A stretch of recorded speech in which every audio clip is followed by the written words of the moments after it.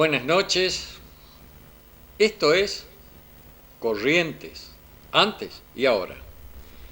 Programa histórico, cultural, una mirada al pasado, una visión del presente. Programa de 1 hora de duración, se transmite por Canal 4 Cabletel Mercedes Corrientes, los días martes de 21 a 22 horas. Se reitera miércoles, luego del informativo de este canal y se lo carga en YouTube. Estas historias son verídicas, las que viví y reviví en mis largas travesías por los campos correntinos. Otras que escuché de personas que las protagonizaron, donde se reflejan fielmente sin aditamentos políticos, religiosos o sociales a los hombres y mujeres productos de la tierra correntina. Las empresas, grandes y pequeñas, que empujaron la rueda del progreso. Son ellos, no otros, los protagonistas de Corrientes antes y ahora. En este programa tienen cabida todos los temas que nos ayuden a descifrar nuestro patrimonio intangible. Agradecimiento a Griselda Montiel, a Omar Tunino Lugo, Romina Lugo y José María Calderón. Y especialmente también a los anunciantes que hacen posible que podamos emitir este programa. Y agrego a todas las personas que se acercan cuando voy por la calle o nos llaman o nos mandan mensajes con algunas historias. Recibí recién un pedido desde Buenos Aires sobre el tema de la directora de la escuela normal que asesinaron ya hace muchos años, la señorita Perini. Bueno, él va a hacer un trabajo sobre esto y posiblemente lo podamos emitir en este programa. La cooperadora del INTA, en sus comienzos, yo estuve en esa cooperadora. ¿Por qué se hizo esa cooperadora del INTA? Porque la estación experimental, allí tienen una existencia de ganado vacuno. Esto todos los años tienen cría, las vacas, terneros, y hay vacas que ya son descarte, es decir, cuando la vaca se le gasta el diente es una vaca vieja, y entonces esa ya no sirve para otra cría, porque si no puede criar su ternero porque ya no se puede alimentar correctamente y obviamente ya no tiene la leche necesaria y hay que vender. Entonces hay que vender la producción, tanto ternero como las vacas ya que se denominan descarte, que incluso pueden estar gordas. Bueno, lo que ocurría que se vendía eso y ese dinero iba a rentas al INTA, a rentas generales. Entonces, cuando se quería hacer un experimento, algo que se necesitaba dinero, había que pedir y a veces mandaban, a veces había problema. Entonces, alguien ideó hacer una cooperadora, entonces se vende estos animales y el dinero va a la cooperadora. Y ellos allí administran ese dinero cuando se necesita para hacer algún experimento, la cooperadora lo financia. Entonces estuvimos buscando en ese entonces un lugar donde llevar los terneros, donde engordarlos, y fuimos en mi camioneta. Fue mi papá, que entonces estaba acá, que nos había venido a visitar, y el señor Belaustegui, Ernesto Belaustegui, y también fue el ingeniero Acri, Simón Kramer, que es el padre del actual director del INTA, creo que fue el ingeniero Rollo y otros, al Chaco, y para ver la experimental del Chaco, de las Breñas, el lugar donde se iban a enviar el primer lote de terneros. Había muchísimo forraje, sorgo, muy lindo sorgo, había alfalfa allí en esa experimental y en los campos de otras personas, de otros particulares. Entonces, obviamente que para los terneros eran buenísimo eso. Pero yo le dije al ingeniero Acri que no tenía corrales, no había alambrado, que no se podía alargar los terneros ahí por más que esté muy lindo el qué comer, después cómo se los iba a juntar. Bueno, se habló con la experimental y con algunas personas con quien se hablaba del campo, y este tema se solucionó y se empezaron a mandar entonces los terneros allá para... se mandó los terneros al Chaco, a Las Breñas. Entonces, reitero, yo fui uno de los primeros que estuve en esa cooperadora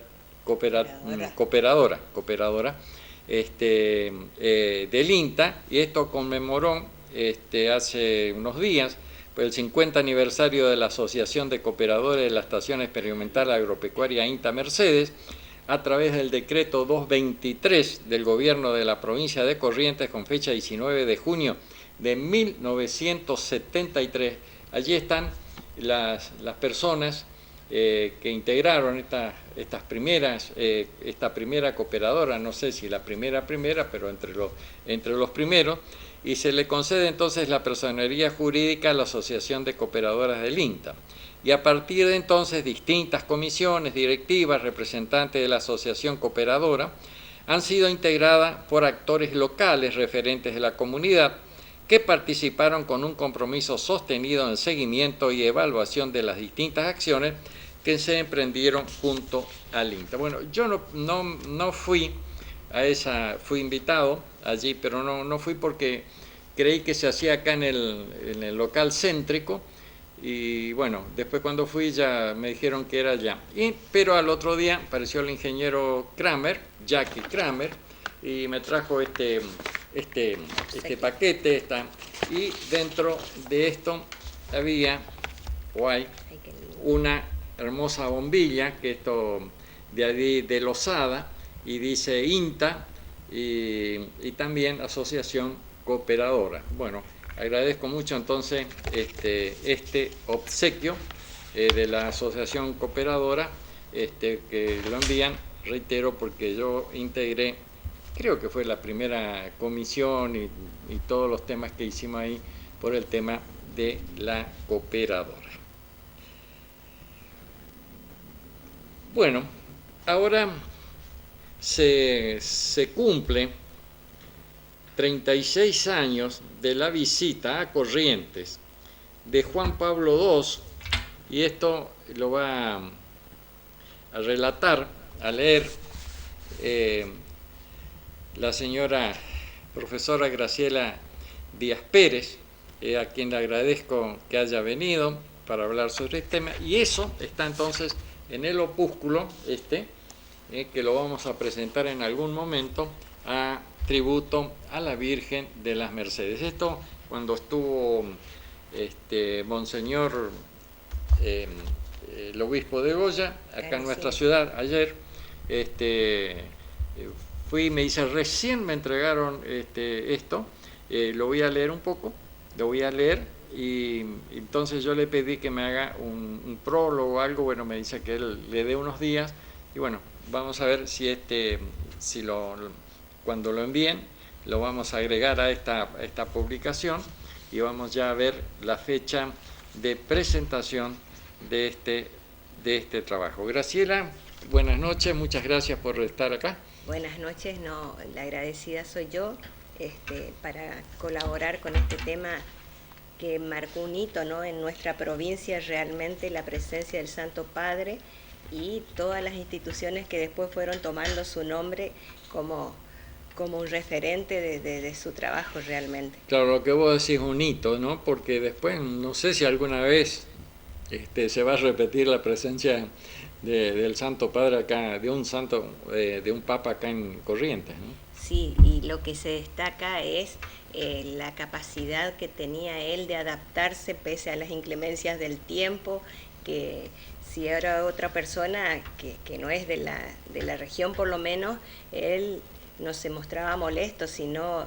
Sí, porque llovía mucho ese día, ¿no? Así dicen, así sí. Cuentan las crónicas, las historias, que fueron días desapacibles y que él con un verdadero estoicismo afrontó toda Sí, la, se la lo ve por ceremonia. ahí en una foto que estaban con unos paraguas y él estaba abajo como si Sí, nada, sí, como vos estás sí, sí, diciendo, sí, ¿no?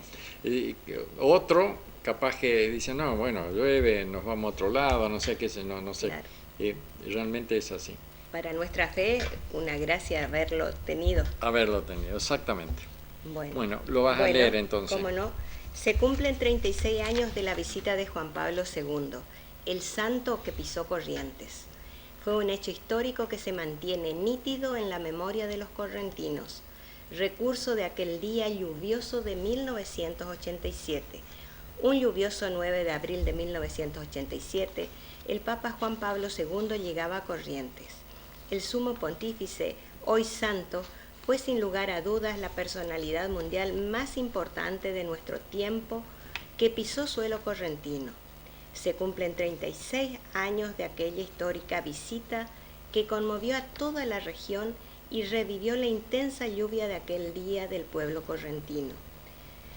Aquella jornada en que los correntinos estuvieron con la fe a flor de piel en una muestra de religiosidad popular que no volvió a ocurrir. La Conferencia Episcopal Argentina distribuyó las visitas en todo el país y no fue casualidad en el nordeste argentino que se eligiera Corrientes. La provincia fue elegida por su antigüedad porque viene del proceso de evangelización española del siglo XIV, por la devoción de la Virgen de Itatí, que es junto con la Virgen de Luján la más antigua que se venera en Argentina. Comentó a norte de Corrientes Juan José Laprovita, quien fuera secretario de culto de la Presidencia de la Nación en esa época, y tenía una fortaleza impresionante. Recorrió las principales capitales del país. Fue para los correntinos un gran honor que trascendió el tiempo.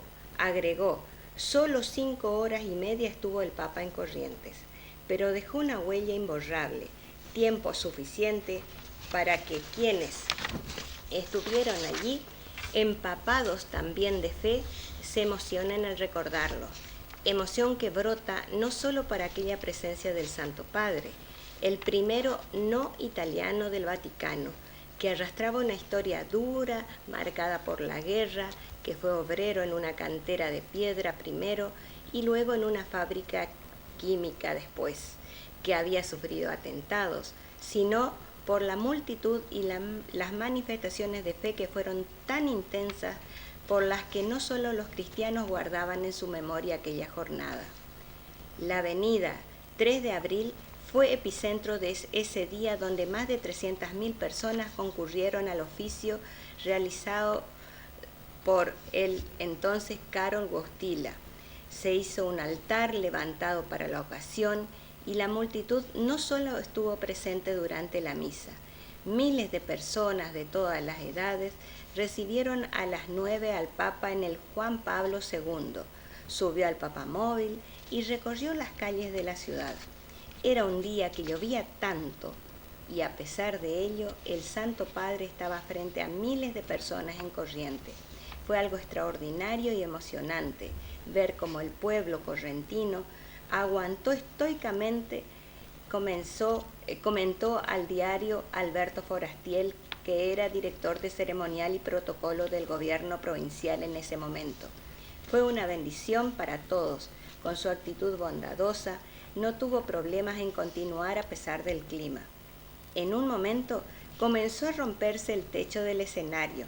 El agua caía encima de él y nosotros tratábamos de atajarlo como podíamos. Él decía que la lluvia era una gracia de Dios, un bautismo. Agregó, la imagen de la Virgen de Itatí fue trasladada desde la localidad y colocada a un lado del sucesor de Pedro, quien, en la oportunidad, destacó la devoción hacia la Virgen Morena. Hoy está también entre nosotros la imagen de María que ha llegado desde su santuario de Itatí, verdadero centro espiritual de todo el litoral. Mi ánimo se llena de gozo y de agradecimiento al Señor, al considerar que, a lo largo de los siglos, los hijos de esta tierra han sabido hallar en la Virgen la guía y el modelo seguro para seguir a Jesús. Aquel acontecimiento no tuvo precedente en la provincia. Tiempo después, San Juan Pablo II fue homenajeado al ser bautizado con su nombre el Hospital Pediátrico actual y parte de la Avenida Costanera. Además, es el patrono de la comunidad católica de las 550 viviendas del barrio Pirachuí, cuyo día litúrgico es el 22 de octubre. Y acá en Mercedes también. También, ¿no? Sí. Tenemos un barrio con su santo nombre. Bueno, realmente es bueno recordar esto del Papa, que haya venido acá, no dejarlo que pase al olvido. Entonces, te quiero agradecer, Graciela, que cuando te convocamos que venga, que nos esté apoyando para esta difusión de cosas, ¿no? No, la agradecida soy yo y creo que es un hermoso ejercicio venir, comprometerse, uno aprende. Yo digo que cuando conocemos, aprendemos a querer más y acá se trata de, en este caso, de nuestra fe. Pero también todo lo que usted está por presentar en su opúsculo compete directamente a la historia de acá de Mercedes. Entonces, qué bueno sería que otras personas que tengan datos, por ejemplo, del barrio que lleva su nombre, el porqué de la elección de su nombre, desde cuándo está impuesto, si hay algo, algún referente, algún cartel, algo que lo nombre, y me parece que por algo le habrán puesto realmente la trayectoria que tiene Karol Wojtyla en el gremialismo de su país de origen fue un ejemplo realmente. No por nada llegó siendo uno de los primeros papas no italianos. Vos fuiste directora de Cultura, estuviste en la presentación de algunos de mis libros, así que sos una persona de la cultura, ¿no? Yo amo esto. Yo siempre digo que aquí no se necesita saber mucho sino tener buena voluntad. Con la buena voluntad uno va aprendiendo muchísimo y sobre todo con el servicio. Tal es así, si me permite, en el próximo viernes comienza la novena en la capilla de Itatí, parroquia ya de Itatí. Y se está buscando información sobre la historia de la comunidad. Son los padres de catequesis, yo simplemente asisto, yo no pertenezco a ningún grupo de allí, y qué lindo sería si le pueden acercar algún material, tanto bibliográfico. Fui a una biblioteca y no conseguí el libro Mercedes, Presencia y Memoria de Rainero, que allí figura la historia de las distintas capillas e iglesias de Mercedes, pero seguramente alguien tendrá. Alguien va a tener, y si le pueden acercar a Sandra Gauna de Villarrosa, ella es la encargada de esta hermosa tarea, que es poner en valor la historia de la comunidad a la cual asistimos en las misas o en los distintos actos litúrgicos. Bueno, yo puedo contribuir contándoles la historia del primer comedor comunitario que funcionó en Mercedes, funcionó en esa iglesia, que incluso está también en este opúsculo. Más que interesante, porque marca un antes y un después en la historia de los comedores, hoy tan común, pero en esa época no era usual. No era usual. Bueno, muchas gracias, Graciela, entonces nuevamente. Ahora vamos a ir a la leyenda del Urutau. Primero vamos a ir al video del Urutau, y esto se lo quiero dedicar a mi mujer, porque ella siempre me cuenta que cuando era niña, en la estancia de la Elcita, la estancia de su padre, donde ellos estaban ahí, que su papá, don Luis Peloso, la llevaba a ella y a su hermana Aquela, obviamente cuando eran muy niñas, abajo de donde había un árbol, ahí cerca nomás de la mayoría, donde había un árbol, un grairá grandote, un árbol inmenso. Bueno, ahí llegaba el Urutau y ellos, muy silenciosos, ellos no tenían que hacer ruido para que no vuele este animal. Vamos a ir entonces al video.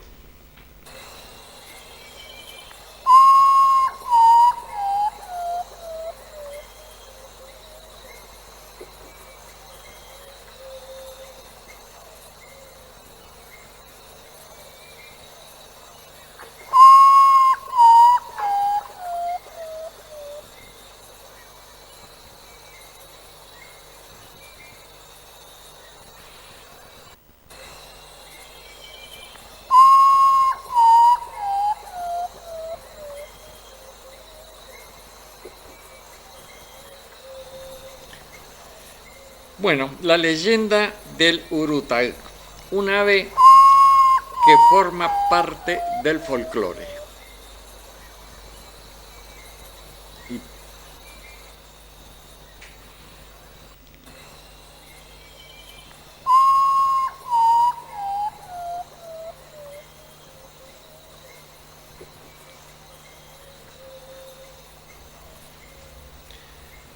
Siendo una de las leyendas más conocidas de nuestro país, el urutag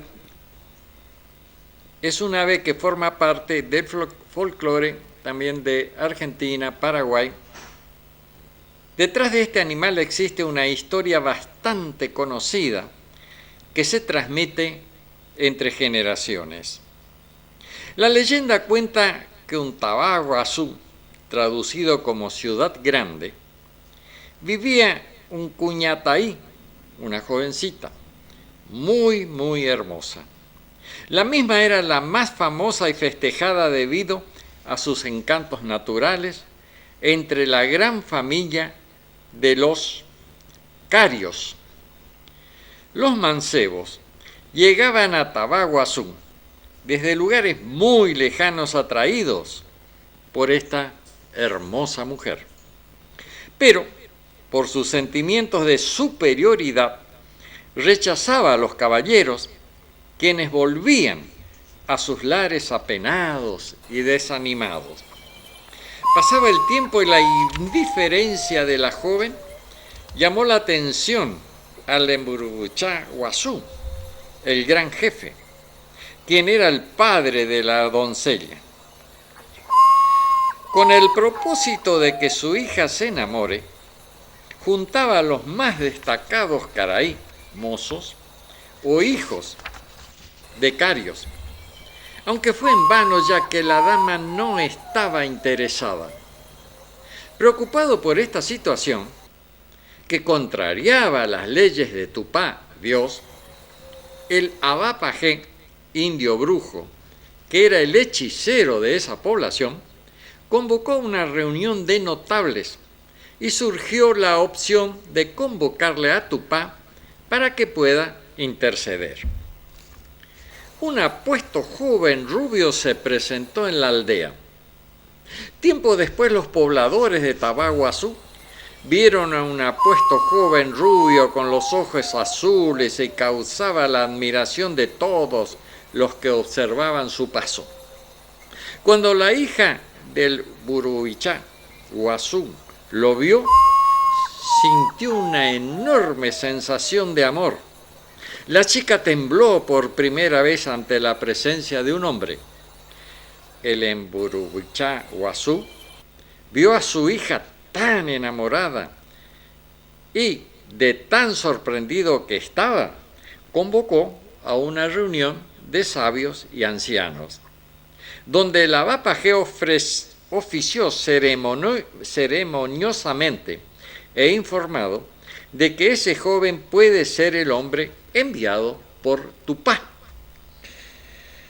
Posteriormente a esto, se preparó un casamiento, donde llegaron músicos, mancebos, danzarines, hechiceros, con el objetivo de que la fiesta sea todo un éxito. Hubo comida en abundancia, fruta, mieles, bailes, etc. Una vez que llegaron a su nuevo hogar, la vida transcurría con normalidad, pero pese a esto, a la joven mujer le llamaba la atención que su esposo iba rumbo a su trabajo y regresaba recién después de la puesta del sol, hasta que la joven interrogó a su marido del por qué ocurría eso. El hombre le contestó que le iba a contar un secreto, pero que si ella lo decía, lo iba a perder para siempre. Le explicó que él era el sol, convertido en ser humano, y el futuro padre de la criatura, que ya se encontraba en las entrañas de la mujer. La bella esposa le confesó su secreto y de allí surgió la leyenda del Urutaú. Al día siguiente su madre va a visitarla y le preguntó si no seguía preocupada por su esposo, pero la joven se hallaba más sonriente que nunca y con la mirada fija al sol. Nuevamente la madre le consultó cómo se encontraba y si la bella esposa le confesó su secreto. Caía la noche y el esposo no llegaba. Rápidamente la joven recordó las palabras que le dijo su esposo, diciéndole que si confesaba el secreto, nunca más lo volvería a ver. Y efectivamente, eso pasó. La joven salió corriendo rumbo al bosque, llorando y sin consuelo. La joven entonces salió corriendo rumbo al bosque y llorando sin consuelo, buscando esconder su dolor, hasta el día de que fue la madre de un hermoso niño rubio. El parecido de la criatura con su padre era increíble. La mujer deseaba comunicarse con el sol para contarle la buena nueva y pedirle perdón. La mujer subió a un árbol y ensayó un movimiento y se convirtió en un pájaro.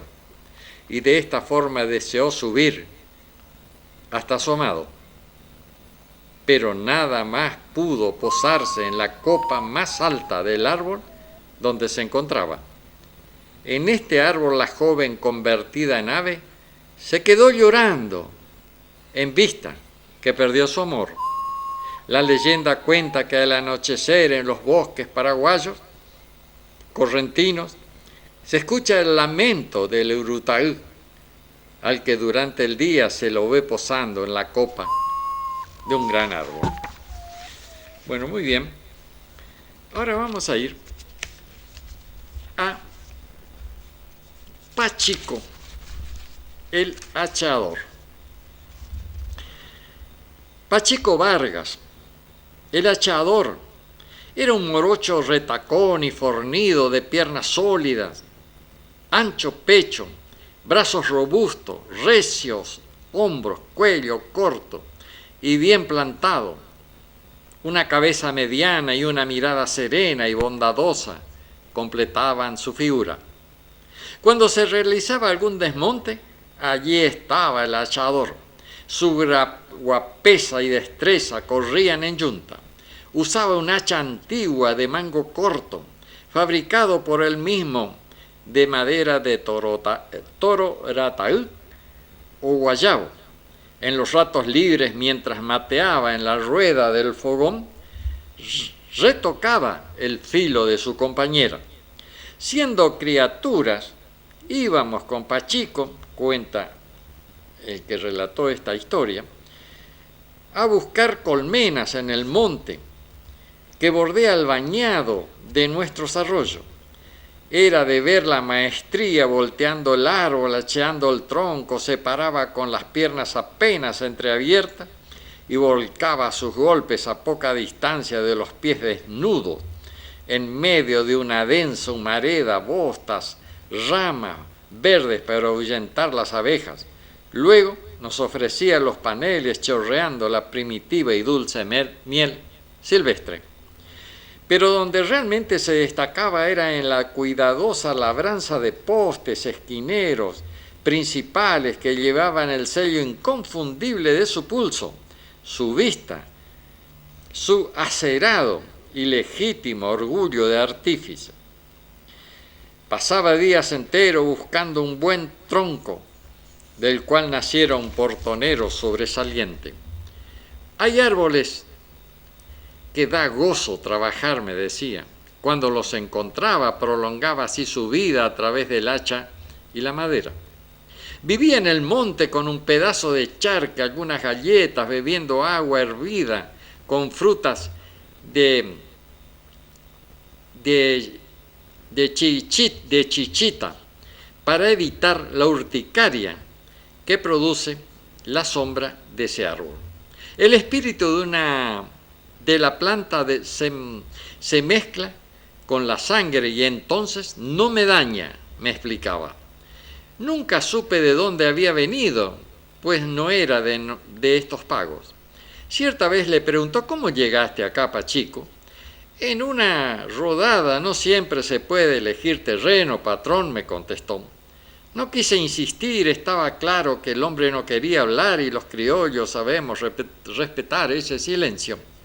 Pasó el tiempo y fui a Buenos Aires, comenta el que hace el relato la enorme ciudad de los infieles. Cuando regresé al cabo de algunos años pregunté: ¿dónde está Pachico? Al extrañar la ausencia del sonoro repiquetear de su hacha, el no ver los recortes en el horizonte, su silueta de bronce guaraní, supe que una de las tantas veces que fue solo, como siempre, a realizar su tarea, se había desprendido el hacha del cabo destrozándole una pierna y una sangría lenta había dejado su vida en el único golpe que no fue certero. Le enterraron al pie de un algarrobo de ancha copa, una tosca cruz de ñandubay y un sencillo alambrado de púa marcaban el sitio donde su cuerpo realizó el tránsito hacia el más allá. En ciertas noches aparece como una luz sobre su entierro y se escucha su grito pidiendo ayuda, me dijo don Pedro, el capataz. Durante la rutina del campo, la muerte del hachador me seguía con la obsesión invisible de su espíritu en las cosas que realizaba. Cierto día que pasé de largo junto al algarrobo que velaba sus restos, al volver a la estancia parecía como si algo raro y lejano me acompañaba. Esa noche no cené ni podía dormir, una sensación inexplicable me iba distanciando de las cosas materiales, en un mundo nuevo y extraño para mí. Todo mi cuerpo se iba relajando como si flotara en un fuerte mareo. De pronto oí un grito agónico y suplicante. Lentamente sentí que me levantaba y me encaminaba en medio de la bruma del misterio hacia la tumba del hachador. Al llegar allí percibí una luz clara y brillante, color al sol naciente. Una emoción de lejana familiaridad me identificó con el ausente. En ese momento no sabía decir quién era yo. Atiné a formular esa pregunta: Pachico, ¿sos vos o es la sombra de tu muerte la que estoy viendo? Rompiendo el silencio de la noche, en esa hora tremenda de verdad, una expresión más que humana me respondió: yo no más soy, vivo todavía. Lo que murió del todo no hay. Volvió al silencio de la noche desolada. Lentamente se fue diluyendo la luminosidad hasta confundirse con la total oscuridad de la nada. Esa madrugada, al encontrarme con don Pedro, el capataz me comunicó: anoche, patrón, se vio la luz sobre la cruz del Pachico. Es el alma del hachador, le respondí. Luego nos sentamos a matear, porque todo hombre es, en definitiva, una pregunta o una respuesta. Bueno, entonces esto es Relatos Correntinos. Vamos a ir a un chamamé, La Ratonera, por los chamameceros de ley.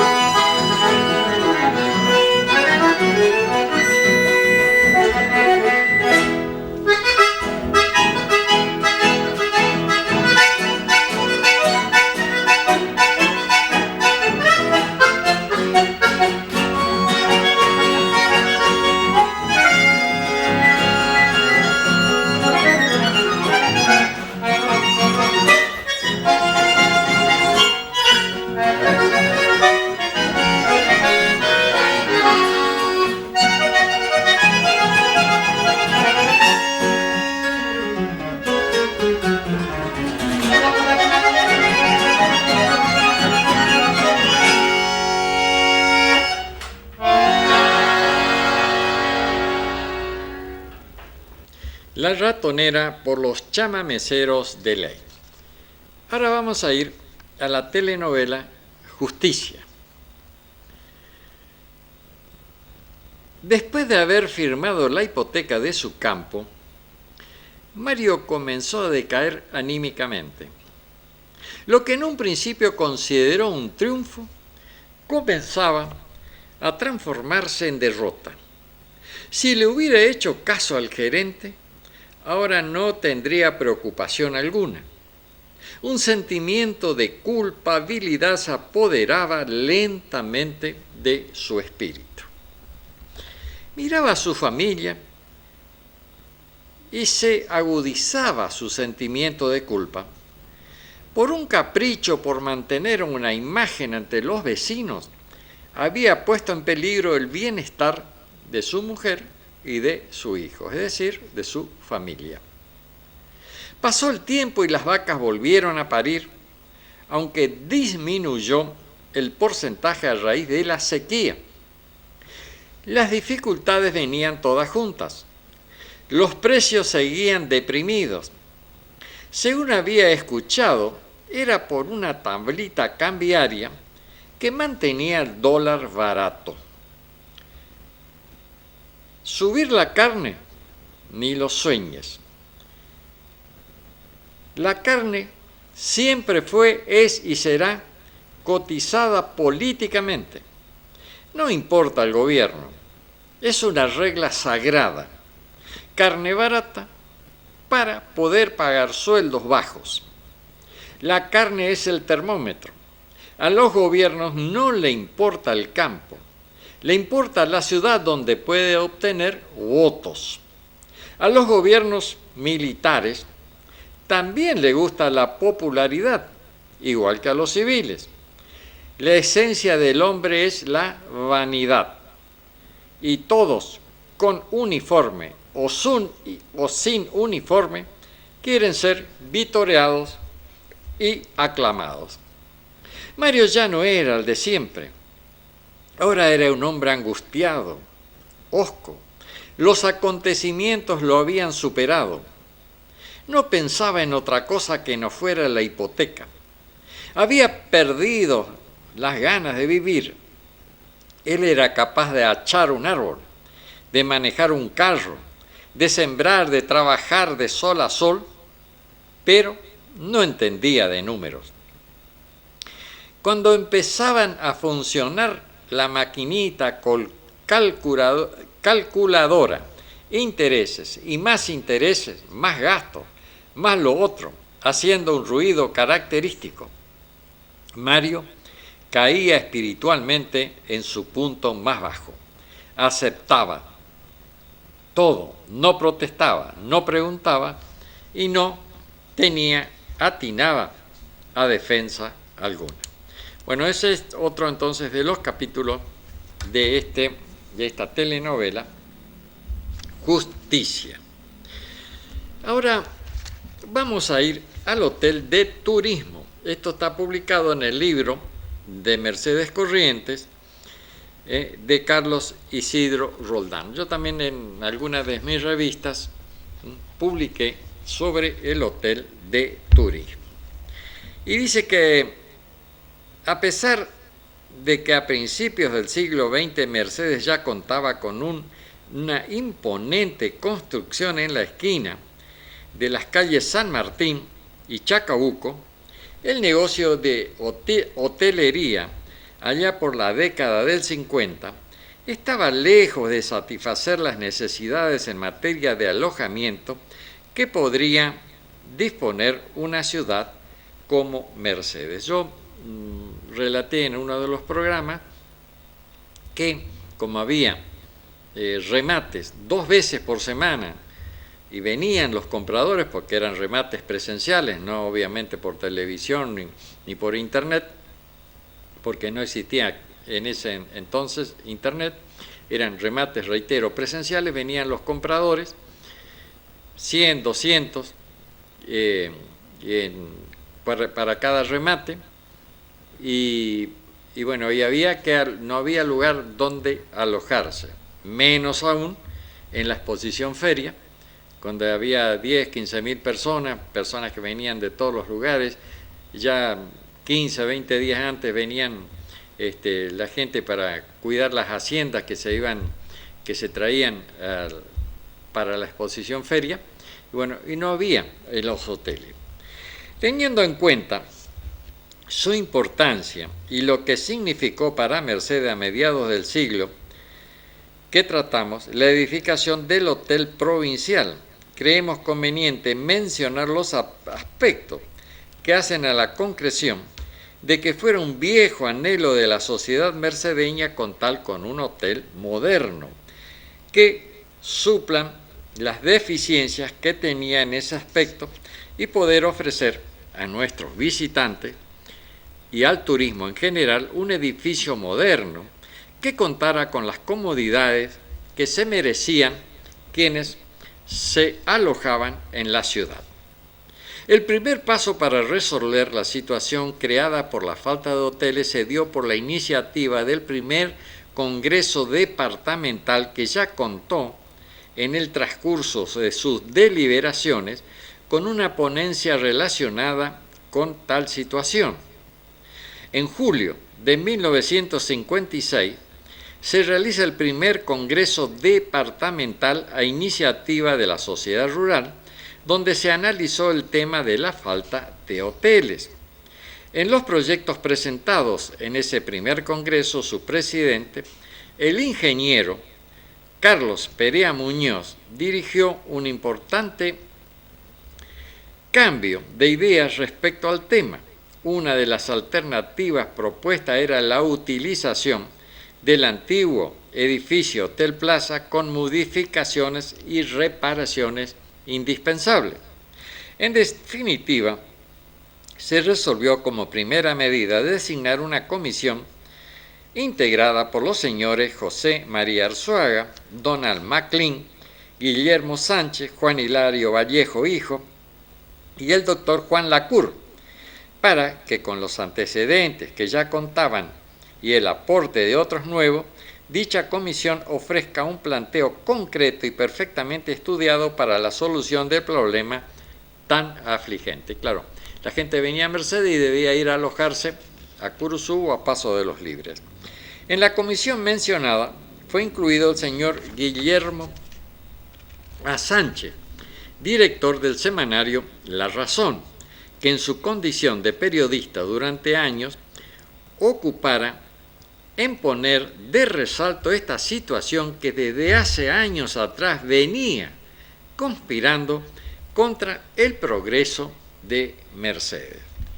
La solución llegó cuando el superior gobierno de la provincia, en enero de 1958, decidió la construcción de hoteles provinciales en Mercedes, Goya, Paso de los Libres y Curuzú Cuatiá.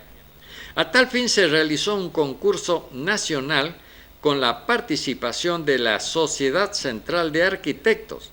En lo que respecta a Mercedes, obtuvo el primer premio el proyecto de los arquitectos Jorge Tomás Salas, Patricio Villox, Marcelo Salas y Miguel Asensio.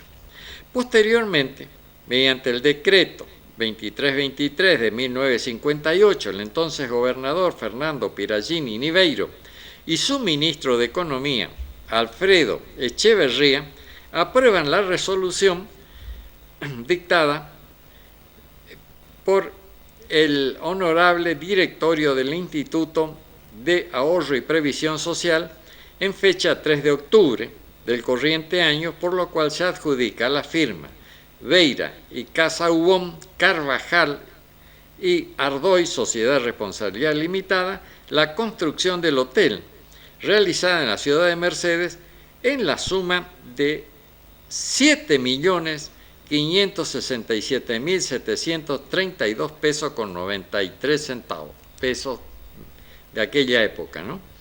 A comienzos del año siguiente, en el mes de febrero, se da comienzo a las obras con el replanteo y otros estudios preliminares. En marzo se dio comienzo a las obras con la presencia del gobernador de la provincia, Fernando Piragini Niveiro, acompañado de altos funcionarios de su administración presente en el amplio arbolado del terreno del que fuera el ex mercado municipal.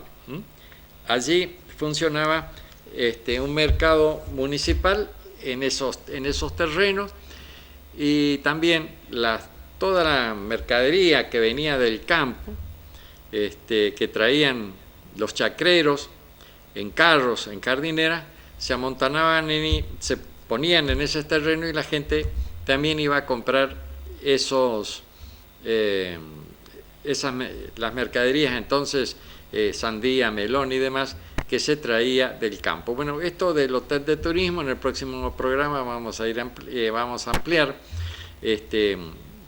con más detalles de cómo se fue construyendo y demás. Y ahí en ese terreno contaba una persona que vivía enfrente, que una madrugada se escuchó un alboroto, unos gritos y demás, y vio una pelea entre dos cazadores. Dice que estaban en cuclillas con el cuchillo y pegaban unos saltos agilísimos, y el cuchillo se topaba allá arriba. Bueno, hasta que por ahí llegó la policía, no sé qué pasó, y la pelea quedó ahí nomás. Entonces, bueno, ahora vamos a ir 17 de junio, Día Nacional de la Libertad Latinoamericana. El 17 de junio, Día Nacional de la Libertad Latinoamericana, que se celebra el 17 de junio en la Argentina. El sábado 17 de junio, feriado nacional. Ese día, como sucede desde el año 2016, se conmemora el paso a la inmortalidad del general don Martín Miguel de Güemes, quien falleció ese mismo día, pero en 1821 en un combate durante la Guerra de la Independencia. ¿Por qué se recuerda a Martín Miguel de Güemes? Güemes impulsó la movilización voluntaria y generalizada de amplios sectores rurales con la asignación de nuevos derechos, lo que dio lugar a un movimiento social de base agraria sobre el que se asentó su creciente poder. El 17 de junio se conmemora entonces el paso a la inmortalidad de Martín de Güemes. Hoy se celebra el Día Nacional de la Libertad Latinoamericana. No es hoy, sino fue el 17, al cumplirse 201 años de la muerte del militar, político y prócer argentino que se unió a la lucha por la independencia del país y dejó su vida en aquella misión.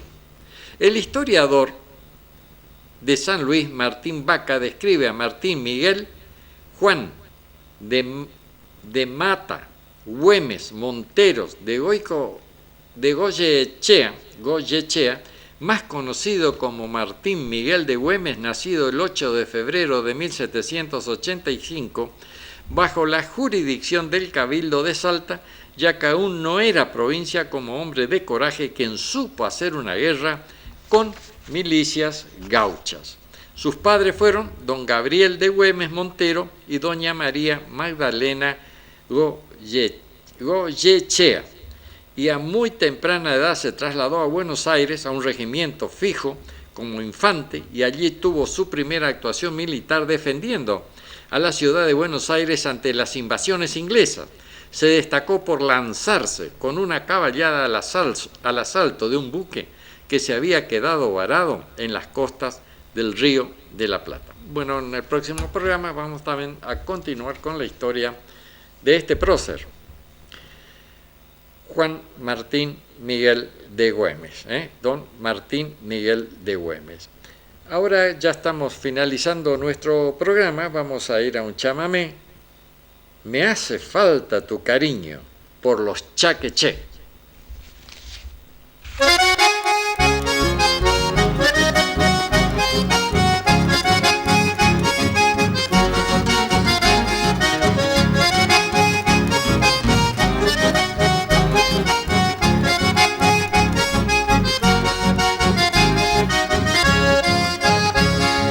Si no tengo tu amor, mi vida no tiene sentido. Vuelve pronto, por favor, me hace falta tu cariño. Fueron tristes aquellos días cuando de mí te alejabas, y yo sin poder besarte se me partía el alma. Cuando regreses a mí, espero que no sea tarde. Por todo el amor que siento, podría llegar a odiarte, pero es difícil, mi amor, porque yo te quiero tanto. Aunque no quieras volver, yo te seguiré esperando.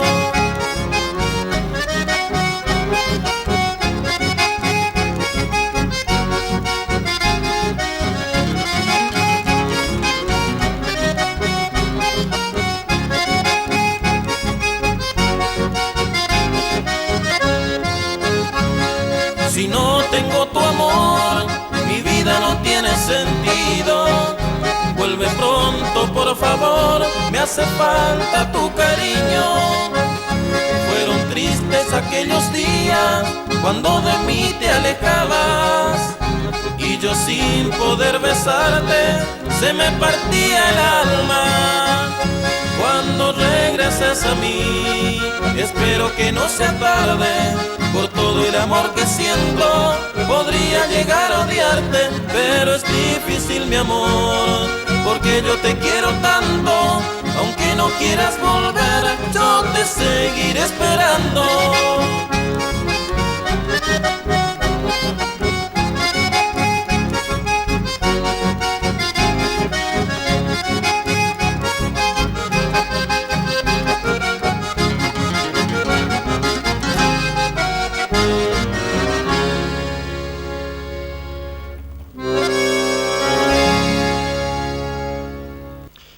Esto ha sido todo para este programa, recordando que mañana, a partir de la hora 14, una vez finalizado el informativo de este canal, este programa va a ser reiterado y lo vamos a cargar en YouTube.